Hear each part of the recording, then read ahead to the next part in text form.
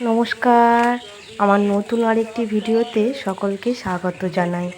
আবারও চলে এসেছি বাগানে আখ কাটার জন্য। আর এই দেখুন, ছোট্ট আমাদের একটা আখ বাগান। এখান থেকে আখ কাটবো। আখ এখানকার আখ এখনও কোনো দিন খাওয়া হয়নি, আজকে প্রথম কাটবো। কেমন মিষ্টি হয় কি জলসা হয় দেখা যাবে কাটার পরে, খাওয়ার পরে। এই যে একটা দা নিয়ে এসছি, আখ কাটবো।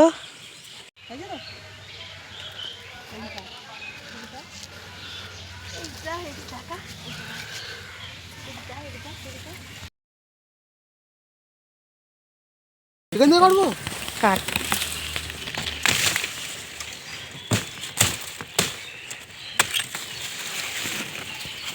কোন একটা কেটেছিস মোটা?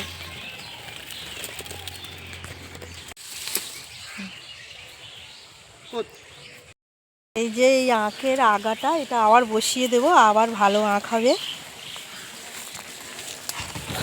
দেখেছেন কত মোটা মোটা আখ? এই দেখুন, ছোটোখাটো একটা আখের বাগান।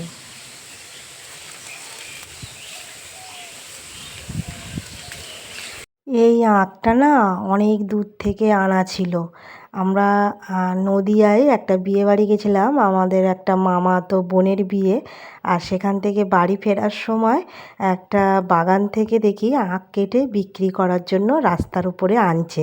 তখন ওখান থেকে আমরা কয়েকটা আখ কিনেছিলাম।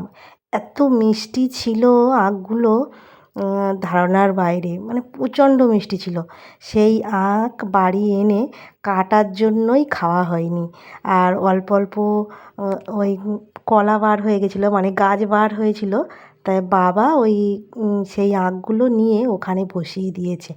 কিন্তু সেই আখগুলো না সরু ছিল। আর এখন তো দেখছি এই আখগুলো প্রচণ্ড মোটা মোটা হয়েছে। কিন্তু এই যে কাটার পরে খেয়ে দেখলাম একদম আখে মিষ্টি নেই। আসলে সবে তো বর্ষাকাল গেল, আরও কিছুদিন থাকলে আখটা হয়তো মিষ্টি হতো। আখ প্রচণ্ড মোটা হয়েছে দেখেই আখটা কাটলাম, কিন্তু একদমই মিষ্টি নেই। হয়তো আর কিছুদিন গেলে মিষ্টি হবে, বা রস শুকিয়ে আসলে হবে মিষ্টি। যাই হোক, কাটা হয়ে গেছে, খেতে তো হবে। আর এখন দুপুর 12:30 বাজে। এখন এসেছি রান্না করতে। আজকে রান্না করব খাসির মাংস, পাতলা করে ঝোল। সেই জন্য আলু ভেজে নিয়েছি, আর এখানে না পুঁই শাক ডাঁটা দিয়েছি। পুঁই শাক ডাঁটাটা প্রচণ্ড মোটা ছিল, ওই আখের মতো। সেটাও কেটে ভেজে নিয়েছি। আর এই যে মাংসতে সমস্ত রকম মশলা সব কিছু দিয়ে মাখিয়ে কিছুক্ষণ রেখে দিলাম। তেলের মধ্যে গরম মশলা ফোড়ন দিয়ে পেঁয়াজ লঙ্কাটা দিয়ে দিয়েছি। এবার প্রথমে রসুনটা দিয়ে ভালোভাবে রসুনটা ভেজে নেব। তারপরে এই যে লঙ্কার গুঁড়োটাও এর মধ্যে দিয়ে দিলাম। তেলে না লঙ্কার গুঁড়ো দিলে কালারটা বেশি সুন্দর হয়। এবার এই যে মাংসটা ঢেলে আর আস্তে আস্তে কষাতে থাকতে হবে ঢাকা দিয়ে দিয়ে।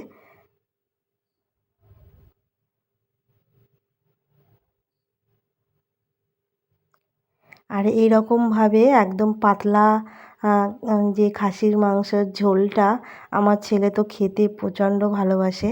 ও যে এই যে কষা কষা করে রান্না করলে একদম ভালোবাসে না। তাই যখনই আমরা খাসির মাংস রান্না করি তখন পাতলা ঝোল করার চেষ্টা করি।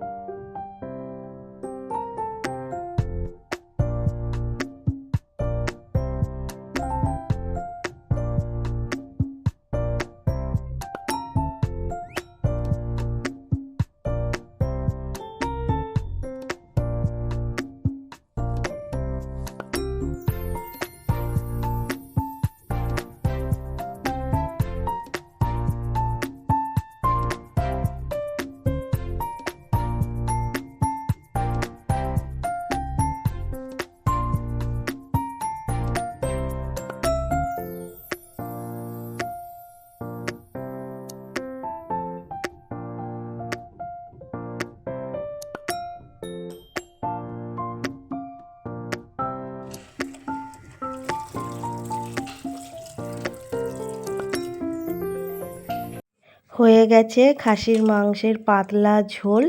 এখন তো প্রায় 2:30 বাজে, এখন খাওয়া দাওয়া করে নেব। এখন সন্ধে 6টা, আর প্রচণ্ড কাশি করেছে।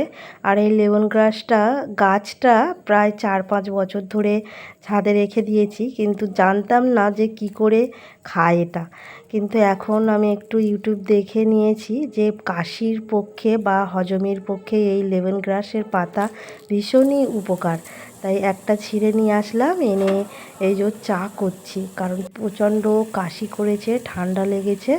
তাই অল্প একটু চা পাতা দিয়ে আর ওই লেমন গ্রাসের পাতা, আর এখানে আমি সামান্য একটু আদা দিয়েছি আর একটু চিনি। এখানে মধু দিলে ভালো হতো, তা মধুটা এখন হাতের দ্বারে নেই, তাই অল্প একটু সামান্য চিনি দিলাম। এই লেমন গ্রাসের পাতা না একদম লেবুর পাতার মতো সেন্ট, আর হাতে নিয়ে শুঁকতে দারুণ লাগে। যাই হোক, চাটা হয়ে গেছে। আর চাটা খেয়ে গলার মধ্যে যে সুন্দর একটা আরাম হচ্ছে বলার কথা নয়। চাটি খেতে দারুণ সুন্দর টেস্ট, একদম লেবু চায়ের মতো। আর চাটি খেতে খেতে আমি ভিডিওটি শেষ করছি। আমার ভিডিওটি কেমন লাগলো অবশ্যই কমেন্ট করে জানাবেন, আর ভালো লাগলে লাইক সাবস্ক্রাইব করে পাশে থাকবেন। ভিডিওটি দেখার জন্য অনেক ধন্যবাদ।